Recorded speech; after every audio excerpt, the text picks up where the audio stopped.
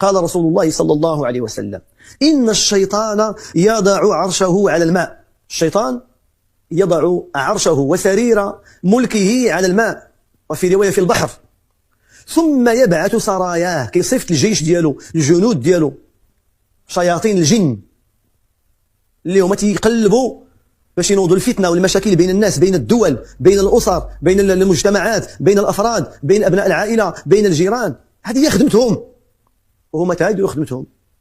ولكن احنا غافلين، ما واعيينش بالمعركة الحقيقية والحرب اللي بيننا وبين الشيطان والجنود ديالو.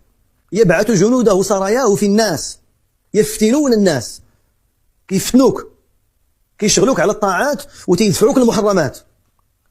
فأدناهم منه منزلة أعظمهم فتنة.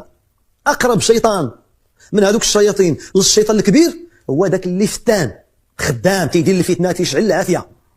كيجيو عنده فاش كيرجعوا تيكملوا الخدمة ديالهم وتيسولهم، فيقول أحدهم: فعلت كذا وكذا وكذا، راه ما رجعت حتى خاصمت هذا مع هذا، هذا مشى فسد، هذا سرق، هذا قلت ليه كذب، هذا قلت ليه شهادة الزور، زينت ليه كذا، زينت ليه كذا. كيعطيوه التقارير، تيعطيوه التقارير عليك وعليا وعلينا كاملين. لأن الشيطان أقسم بعزة الله أن يضل من استطاع أن يضله من بني آدم. تيقول لهم: ما صنعتم شيئا، هادشي درتو على هادشي والو، لأنه ما تيرضيش تغلط حيت غدا غتعاود توب، غتعاود تستغفر، غيسمح لك الله، غتصوم، غتصلي، غتوضا. ما صنعتم شيئا، هادشي درتو، ما درتو والو، غير كتلعبوا. ما راضيش على العمل ديالهم، ما عجبوش المستوى ديال التشيطين اللي كيديروا. كيجي عنده واحد من هذوك الشياطين تيقول ليه: ما تركت فلان حتى فرقت بينه وبين امرأته. أنا اليوم راه درت واحد الخدمة في المستوى العالي، راه ما تفرقتش مع هذوك الجوج فلان وفلانة حتى تطلقوا.